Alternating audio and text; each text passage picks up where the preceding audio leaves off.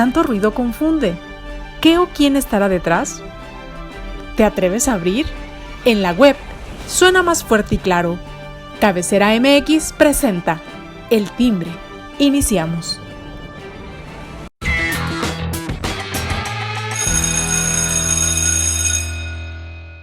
¿Qué tal, amigos? Muy buen día, me da mucho gusto saludarlos. Ya es miércoles 14 de junio, con el gusto de saludarlo y de agradecerle su preferencia y sobre todo que le dé like a las redes sociales de Cabecera, donde usted puede aquí recibir toda la información que se va generando momento a momento y minuto a minuto. Recuerde que estamos en todas las redes sociales prácticamente y ahí puede localizar. Sobre todo, busque Telegram porque ahí, descargando la aplicación, puede encontrarnos y sobre todo recibir toda la información que se genera momento a momento. Y también visite nuestra página cabecera.mx.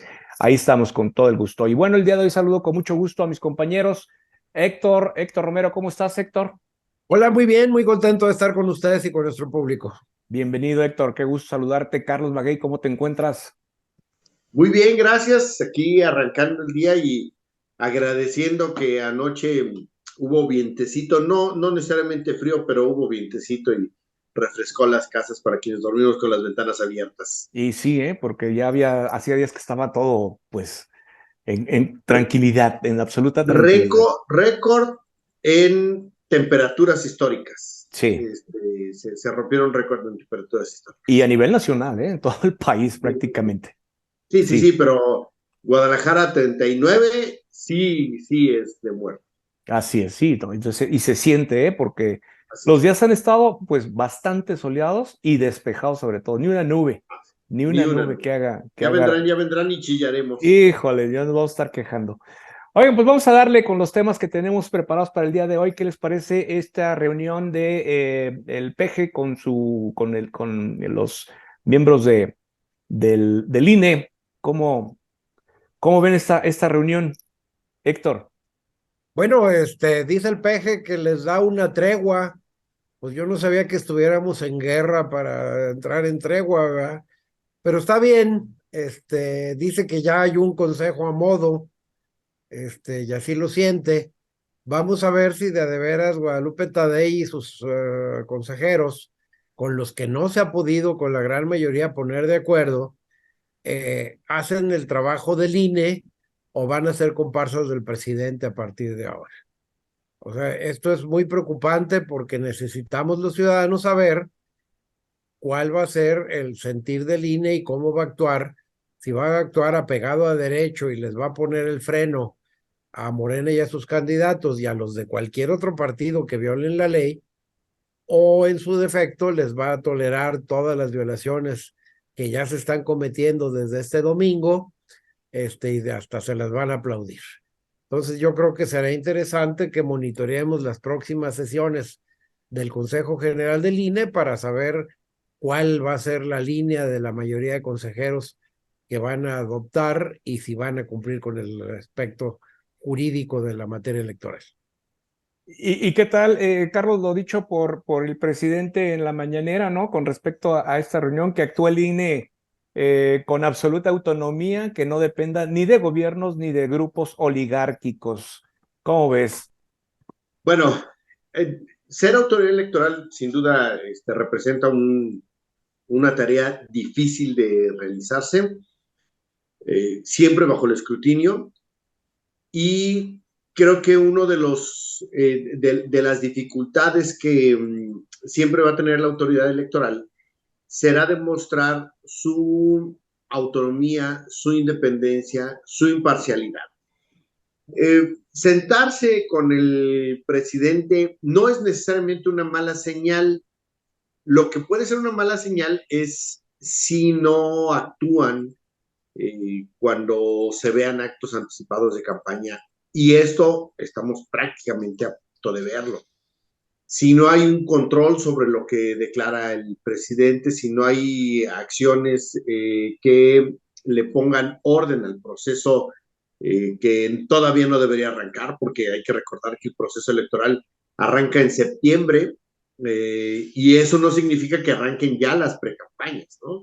Entonces, justo para septiembre ya tendremos candidato de Morena, cuando apenas debería estar arrancando el proceso electoral. Sí van muy adelantados. No está mal que hoy el presidente, 6 consejeras y 5 consejeros se reúnan. Eso no está mal. Lo que está mal es si no aprovechan para ponerle orden y si no aprovechan ese acercamiento para decirle, oiga, presidente, no se pase de listo porque vamos a salir raspados usted y nosotros. Entonces, sí se vale la reunión. Lo que no se vale es que no haya, como consecuencia de esto, un beneficio para el proceso electoral.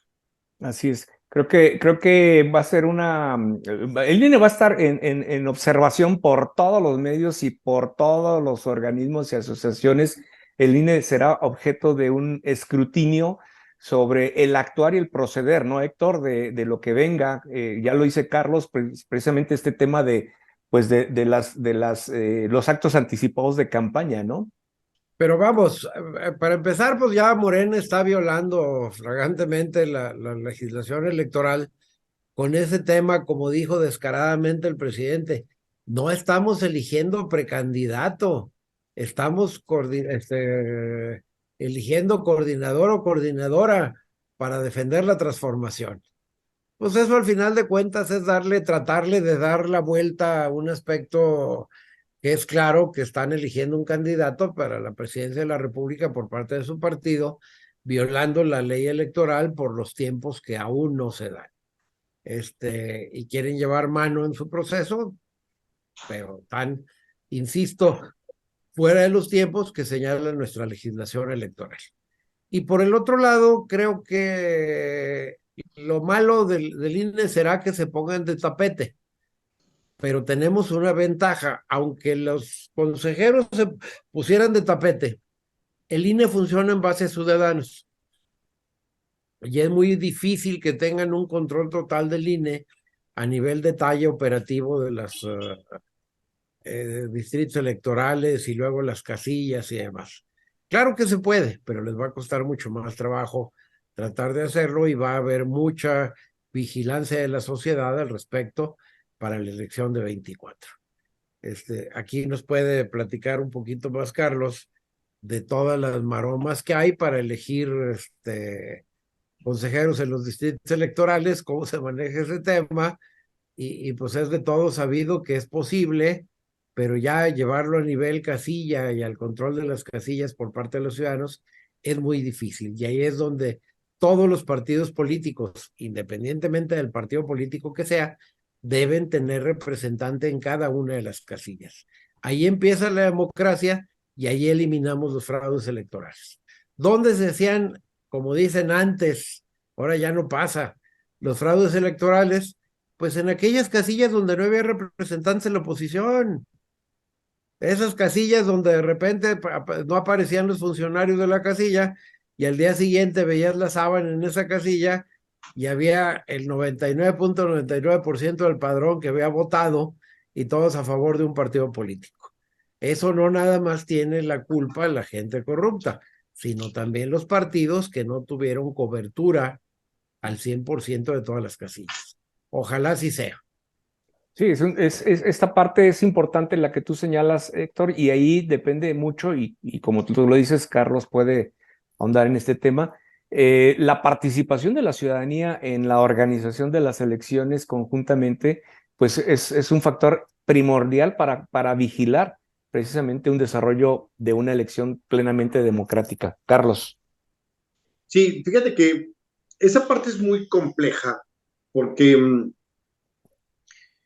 yo creo que la mayor parte de las personas hacen bien en un proceso electoral y quieren que las cosas salgan. Pero también sucede de repente que hay momentos en los que o no hay suficientes integrantes, o no hay suficientes representantes, o no hay suficientes ojos. Y yo no digo a que todos, porque sería muy difícil que pongas de acuerdo a tantos integrantes de una casilla, pero sí creo que puede haber un número de personas que estén dispuestas a echar a perder el trabajo de los demás o el proceso. Sin embargo, para nuestra fortuna, eso no es la regla. En realidad es la excepción. Y esa es la virtud de que hoy tengamos tanta gente y sobre todo ahora que venga la casilla concurrente, es decir, que tanto los funcionarios del INE como de los órganos locales, los OPLES, los órganos electorales locales, estén juntos, van a ser muchos ciudadanos designados o más bien electos por insaculación en un proceso, en procesos distintos, separados. Eso va a hacer necesariamente que llegue personas muy distintas y que se van a vigilar entre ellos las manos. Y esa es una parte, es un mecanismo que yo no sé si desde el principio fue creado así, o fue una coincidencia y después se dieron cuenta que funcionaba, pero funciona. Claro, siempre puede haber una casilla donde alguien haga algo malo o donde varios hagan algo malo, pero afortunadamente no es la regla. Es una pequeña excepción que puede suceder. En la mayor parte de las ocasiones, las personas, nuestros vecinos, nuestros amigos, están ahí cuidando el voto y lo hacen bien. Y sí, sí, hay que hacerlo y hay que contar con la participación porque es un compromiso también como ciudadanos el aceptar estos cargos de funcionarios de casilla y además obviamente, pues el de consejero que implica una gran responsabilidad, desde luego. Pero bueno, hay que considerarlos porque son fundamentales en la vigilancia de estos procesos electorales para que sean lo más democrático posible. Así el llamado del timbre para que la gente que sea invitada, pues acepte y no le ponga trabas a este tema. Oigan, antes de ir a otros temas, grave lo de la Ciudad de México, el tema del metro, la línea 9, bárbaro, como increíble esta noche, la noche de ayer se presentó una falla en la línea 9 y cómo se ve los ríos de gente, el caos que se generó por calles y avenidas cercanas al tránsito de esta vía, Héctor. Bueno, fue terrible el día de ayer en la Ciudad de México. Imagínense que se cae la línea 9 a la hora pico, donde la gente ya viene de su trabajo cansada, agotada, harta, para todavía enfrentarte a un problema mayúsculo. Creo que es la despedida de Sheinbaum, que nos deja un metro ineficiente, peligroso, y ella ya se va a lo suyo y le valió sombrilla lo que pasara en el metro al final de cuentas. Creo que la Ciudad de México no merece eso. Es una población demasiado grande la que tiene la ciudad como para que la dejen a medias con un sistema de transportes tan peligroso y tan defectuoso. Llevaron a toda la Guardia Nacional, concentraron ahí a todos los de la Guardia Nacional, dizque para cuidarla, pero en realidad, pues todas las fallas que se han documentado que ha habido últimamente no son como pretendían decir, que era un ataque en contra de Sheinbaum para que no llegara de candidata a la presidencia. En realidad han sido fallas causadas por la falta de mantenimiento en el 99% de los casos, recordando también aquel caso de aquella señora que detuvieron por un grave delito porque se le cayó un pedazo de ventilador que llevaba a arreglar. Y entonces esa fue acusada de terrorismo y miles de delitos, ¿verdad? Pero sí, sí es grave que no funcione el metro, que tenga cientos de problemas día a día. No ha habido, cada 2, 3 días nos llegan nuevas imágenes en relación a que se llenó de un túnel de humo, etcétera. Y pues hay que recordar que ya se cayó la línea y que no la han reparado a lo largo. Y aunque nos presumen que ya están a punto de inaugurar otra línea y demás, pues realmente nos gustaría mejor que le dieran mantenimiento a todo. Esa Y lana que se gastan en conciertos, mejor la deberían haber gastado en arreglar el metro y no buscar el voto de los chavos con conciertitos en el Zócalo de la Ciudad de México. Y, y literal, se cayó, la línea 12 se cayó, ¿Sí? literal, ¿no? Como lo dices. Pero sí es cierto también lo que nos comentas, Carlos, lo que nos comenta Héctor, dándote el uso de la voz, Carlos, en el sentido de, indudablemente, lo que pasa en, en todo el metro en general es una falta de mantenimiento, ¿no? Sí, en este caso, el cierre de la línea 9, hay que recordar que la línea 9 corre muy paralela a la línea 1 del metro de la Ciudad de México. La 1 es la rosa, la 9 es la café, y coinciden en el inicio, que es Pantitlán, o en uno de los inicios, que es Pantitlán, y coinciden en otra estación, que es Tacubaya, ya casi hacia el final. De hecho, es en la que cierra la línea 9, la línea 1 todavía sigue más para allá, pero bueno, lo importante de esta línea es que, o más bien de este caso, es que efectivamente se vuelve ya un proceso casi de regla, que cada cierto tiempo hay fallas y que uno puede entenderlo, que tiene sus problemas las líneas del metro, pero no tan frecuentemente y no tan de manera coordinada. Por algún momento, desde luego uno pensaría que son demasiadas coincidencias, ¿no? Que sí es un muy mal servicio. Claro que hace falta un mantenimiento más adecuado. Y algo que hemos notado es que siquiera otros sistemas como el cablebús han funcionado. Es casi un deporte extremo subirse al cablebús. No, en ese no puedes ir, no pueden ir más personas de las permitidas, ¿no? Van las personas sentadas y ya. Es una cabina muy pequeña. Y para algunos es casi un paseo, ¿verdad? Porque esta experiencia de subir en estas cabinas a través de un cable, que resulta interesante, pero que afortunadamente ha mostrado ser un sistema más o menos seguro. Bueno, esa suerte no tiene el metro ha tenido esos problemas constantes, una y otra vez ha presentado fallas, y en este momento sí es importante que Claudia Sheinbaum se asegurara de que no va a volver a tener más fallas, porque si de por sí ya lleva encima esa carga en su proceso de candidatura, bueno, pues una vez que ya esté de lleno metida en el proceso interno de Morena, pues le va a pesar todavía más. Cualquier cosa que falle en el metro, le van a dar durísimo y va a ser amplificado, y creo que con justa razón. Así es. Pues ese tema no, nunca acaba, ¿no? El tema del metro, digo, mantenimiento es lo que necesita y la autoridad pues parece que no quiere dárselo. Pues mientras eso sucede... Y no tardan en reservar la información del mantenimiento por 10 años o 15 para evitar que pidamos información al respecto. Pero fíjate, nada más lo que han desviado del mantenimiento del metro a otros temas que benefician políticamente a Claudia, más el sobreprecio que se detectó en días pasados de los juguetes que le regalaron a los niños de los trabajadores del metro, donde hasta el 500% en algunos productos de sobreprecio a lo que está comprando la Ciudad de México para hacer esos regalos en función a lo que vale en el mercado.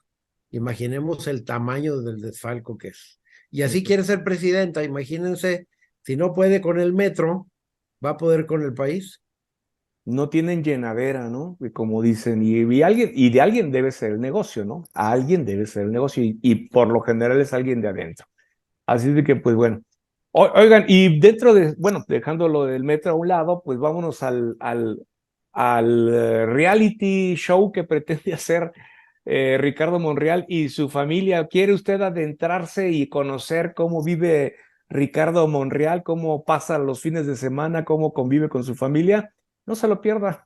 Vea, no es publicidad, pero bueno, ya se está anunciando. Yo creo que es parte de las cuestiones de los shows mediáticos y que pueden en un momento dado rendir frutos, Carlos. Sí, fíjate que a mí me parece, sin haberlo visto bien todavía, ¿no? Nada más digo, porque qué tanto puede haber visto uno ahorita, también 3, 5 minutos y ya. Pero me parece que siquiera están metiendo una idea distinta. Hemos visto a los candidatos hacer una serie de tarugadas y los vemos cada año, además haciendo casi lo mismo. Ya vendrá el tiempo en el que los veremos desayunando tamales y sopes en la calle, y que eso hacen todos los alcaldes, ¿no? Perdón, todos los candidatos que se quieren mostrar muy, muy conectados con la gente.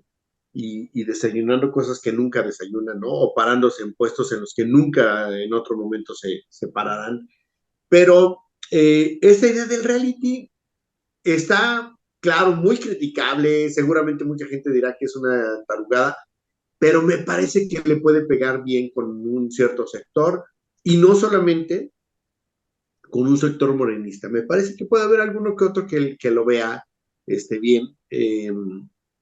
Monreal tiene un estilo en el que es de esas personas que o te cae bien o te cae mal.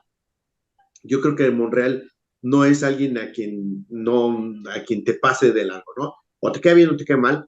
Y creo que este show, porque literalmente es un show, le puede ayudar en sus aspiraciones y sobre todo lo va a abrir al público y lo va a ver distinto. Creo que es una buena idea. Pues es una práctica tal vez innovadora, lo hemos visto en artistas, este tipo de actos, de shows, de realities, como se mencionan, donde entran, pues permiten que el acceso a su casa, a la intimidad, ¿no? Pero bueno, hoy Héctor, Ricardo Monreal no es lo primero que hace, ¿no? Recuerden que también ya hizo un rap. Sí, claro, ¿no? Y aparte, hoy, ayer, junto con el lanzamiento de su reality show, presentó su mono Monreal, Monriluche, perdón, Monriluche. y presentó uno de oro que le regalaron, pero va a ser el símbolo de su campaña, el monito de peluche. Y digo, pues ya vamos a estar llenos de peluches, espero que no nos regalen uno que sea similar a la directora de Morena a nivel nacional, porque no cabría en mi coche. Pues así las campañas, así y se están moviendo las cosas, cada candidato hace lo suyo, ¿no? Pero bueno, pues vamos a ver Pero fíjate, Alberto, perdón que te interrumpa, este, yo coincido con Carlos que es un éxito de marketing político. claro, Lo va a posesionar. Él viene luchando porque es de los que vienen en los últimos lugares. Entonces, por supuesto que se tiene que posesionar. No es el favorito del presidente, ni mucho menos. Ha tenido que luchar en contra, inclusive, de la dirigencia de su partido, y no es bien visto por muchos de los dirigentes de Morena, pero es alguien que le ha sido leal al presidente y que tenía posibilidad, cuando menos, de jugar en esta. Ahora, recordemos que este show, y me refiero al show de Morena, pues realmente es un ejercicio para tratar de justificar el dedazo del presidente, aunque digan lo contrario. O sea, realmente ya sabemos que el presidente ya eligió candidato y todo esto es para justificar ante sus propios votantes que hubo un proceso democrático donde todo el mundo participó, cosa que es completamente falsa. claro, claro, claro. Y pues esta práctica innovadora, bueno, y oye, ahorita que decías en los últimos lugares, no más que Noroña, ¿verdad?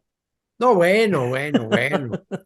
El compañero Noroña está haciendo su luchita y se les coló, pero quisiera que oyeras la despedida que le dieron en la Cámara. Le dieron Muy una buena. trapeada, barrida. Y yo quiero ver qué va a pasar en el Congreso de la Ciudad de México ahora que presente su renuncia Sheinbaum, porque no le dan los votos para que se le acepte. Entonces creo que ahí van a tener un tropiezo legal fuerte, o van a tener que ceder, perdón, con otras cosas que quiere la oposición a cambio de que le den el voto para que se vaya. Claro. Pues ahí está un punto. Sí, Carlos. Fíjate que yo creo que en esa parte casi siempre hemos visto que en esos procesos hay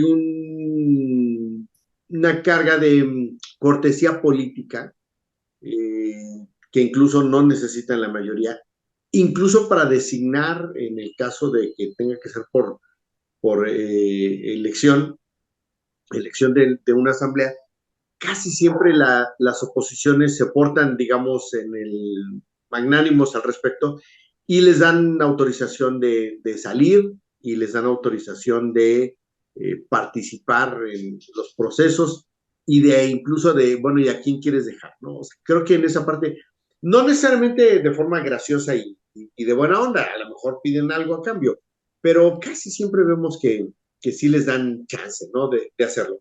Ahora, lo que sí es que de veras a la gente, si tiene chance, búsquese ese repegón que le dan a Noroña, del que nos hablan Héctor y Alberto. De verdad está muy divertido porque tiene toda la razón. Todos sabemos que Noroña nomás entró como corcholata para que le den algo a cambio que no va a ser la candidatura presidencial. Como le dijeron, ¿no?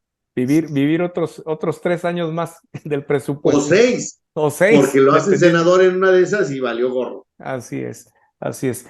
Oigan, pues tenemos 2 temas que son de importancia, una a nivel internacional, la detención de Trump, pero también el tema de las madres buscadoras que ya le perdieron la fe a AMLO y prefieren pactar con el crimen organizado. ¿A dónde estamos llegando, Héctor? Bueno, es muy triste el hecho de que, primero, pues no deberían estar haciendo eso las pobres madres, ¿verdad?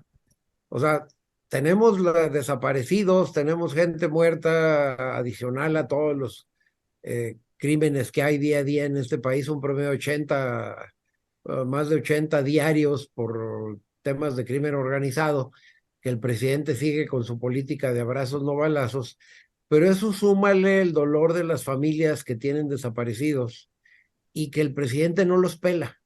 Y ese mismo tema me lo traigo también a Jalisco, porque estamos igual y Jalisco es uno de los temas álgidos que no se resuelven y que las madres, en vez de encontrar apoyo y presupuesto para buscar a sus seres queridos, lo único que encuentran es que le cierren las puertas de las narices. Entonces, pues es lógico que voltees a ver para dónde te apoyan y que al final de cuentas lo que estén encontrando sean informantes dispuestos a decirles dónde hay nuevamente más entierros, nuevas fosas, para que vayan a buscar allá a sus seres queridos. Nada menos el día de ayer en Jalisco tuvimos otra fosa que se me hace terrible por la población que hay en esa zona, a espaldas de las outlets de López Mateos. Entonces creo que debe ser un dolor terrible, no me gustaría nunca estar en el lugar de una familia de estas y ojalá encuentren la resignación porque bien o mal encuentran a los seres queridos, ojalá vivos, pero si no, pues que los encuentren ya, cuando menos para que tengan un poco de descanso moral. Así es, 110,777 personas desaparecidas o no localizadas. Y bueno, en este pacto, un grupo de todos los que existen, un grupo dijo que sí las va a apoyar, cambiando algunas reglas del pacto, y otro solicita la mediación de la iglesia para poder llevar a cabo pues digamos, ese pacto de paz para que les permitan pues ir localizando esos desaparecidos que les hacen falta. Carlos. Fíjate que esos procesos que, como bien dice Héctor, solamente las personas que lo están sufriendo, que lo están padeciendo, pueden saber qué se siente. Deben ser muy complejos para poder llevar una vida. A mí me ha tocado convivir con muchas personas por cuestiones de mi trabajo, con muchas personas que han tenido alguna persona desaparecida. Y si bien ese pacto del que hablan no tiene que ver con te perdono, no, bueno, sí te perdono, pero no te digo que sigas haciéndolo, sino al contrario, es una forma incluso de incentivarlos a cambiar las cosas. Es algo que el gobierno no puede hacer, ¿no? Y que está bien que quede en esa relación entre la sociedad y los grupos,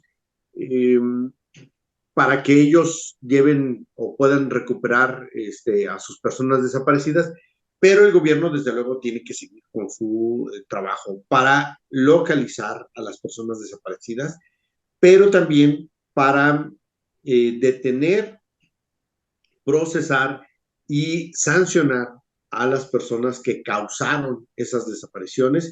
Es indispensable que hagan su trabajo y eso es algo que vemos que no sucede, ¿no? Vemos que que este delito que es tan lacerante es uno de los muchos que quedan impunes casi en el 100% de los casos.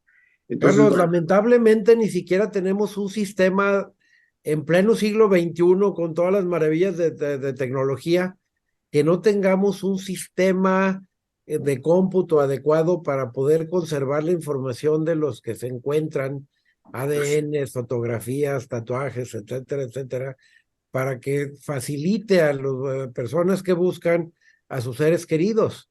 Ha habido el caso de que van y van y van y van al servicio forense y les dicen que ahí no están, yo ya un año después se los entrega. Claro, fíjate que Dejamos, por ley, el sistema tiene que cumplir con 5 elementos que deben permitir rastrear a las personas, y que es justo los elementos físicos, la descripción física, el tipo de lesiones que tienen, el tipo de las características dentales, que aunque nosotros no tenemos un registro dental como Estados Unidos, de todos modos se solicita, la trazabilidad, es decir, dónde estuvo, cómo se encontró. Son una serie de elementos que están ahí marcados y que sí se llevan, pero que a la hora de la confronta con los ciudadanos, híjole, es muy difícil. Yo he visto trabajar de cerca a los forenses, sé que se desviven por esa chamba, sé lo mucho que les pesa en términos anímicos hacerlo, porque es muy desgastante ese proceso, y aún así los he visto hacer ese trabajo, y siempre hay un pedacito, un eslabón donde este proceso, toda esta cadena se vuelve débil, y ahí se rompe a veces, y retomarlo es complejo. Yo, desde luego, creo que la ley puede ser mejor. Desde luego, creo que hay áreas burocráticas que pueden hacer mejor su trabajo. Y creo que las áreas forenses hacen mucho de lo que podrían. No hacen todo perfecto, y entre otras cosas por la gran carga de trabajo. Claro. por carga de trabajo y porque no les dan presupuesto en equipos. Así es. ¿Cómo es posible que el Servicio Forense de Jalisco ni siquiera tuviera los cubículos adecuados para conservar los cadáveres, que la ley también nos prohíbe actualmente darles un fin decente y digno, aunque no los localicen los parientes, y los tengamos que tener ahí hasta en camiones refrigerados? Acordémonos de ese caso. Ese Y caso ha sí. seguido durante mucho tiempo eso. Entonces, yo creo que deben empezar las autoridades a soltar dinerito para esos temas y poner fiscales especiales que apoyen a las víctimas. Eso es lo único que pueden hacer las autoridades. Así es. Oiga, nos quedan prácticamente unos minutitos. Rápidamente, su opinión, Carlos, Héctor, la detención de Trump, 137 cargos que se le imputan al presidente Donald Trump, la primera vez que un presidente de Estados Unidos es, pues, arrestado, ¿no? Carlos. Perdón, creí que era Héctor, disculpa. A los dos. Fíjate que este proceso, desde luego, va a marcar hito, es un hito. Es importante darle un seguimiento puntual. Creo yo que, si bien no podemos compararlo con el caso de Nixon, pero creo que sí va a estar muy cerca de ser así de importante. Depende cómo avance, depende cómo se desenvuelva, depende de en qué concluya, pero también hay que ver que seguramente para un grupo de los partidarios de Trump van a considerar que esto es una forma de tratar de acallarlo, un intento de limitarlo, y seguramente vamos a ver que por ahí va el discurso de ellos. Pues, vamos a ver. Héctor. Bueno, yo creo que aquí tenemos que separar la política de lo jurídico. Y esta investigación no es nueva. Recordemos que empezó con un fiscal especial que cateó la casa en Mar-Lago, en Miami, digo, en Florida, y donde encontraron un montón de documentos. Y yo le preguntaría a nuestro auditorio, ¿los documentos de un gobierno son del presidente y se los puede llevar a su casa, o son parte de la relación que debe permanecer en el gobierno para que el presidente entrante tenga acceso a esos documentos y pueda tomar decisiones en función a eso? Entonces, yo creo que tiene toda la razón el fiscal especial en presentar ese documento de 49 páginas, donde hace la consignación de 30 y tantos delitos, pero delitos que prácticamente se desprenden no nada más de la actuación de la policía que investigó, que fue el FBI en este caso en casa de Trump, sino además de las propias declaraciones de Trump y sus amigos, donde declararon que hasta en cenas en su casa había presumido tener esos documentos que son altamente clasificados.